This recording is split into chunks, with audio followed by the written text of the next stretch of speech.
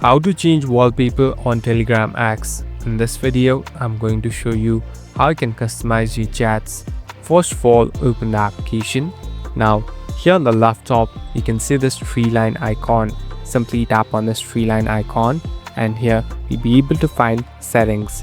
Tap on settings. So now we are in this settings interface. Basically, this is the place we can find different options and settings. Now slowly scroll down.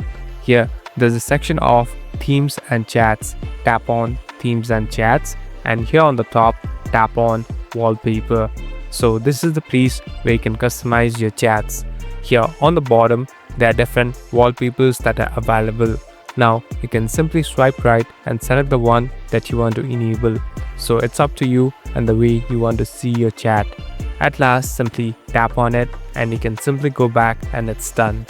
Thank you for watching this video. I hope this video will help you.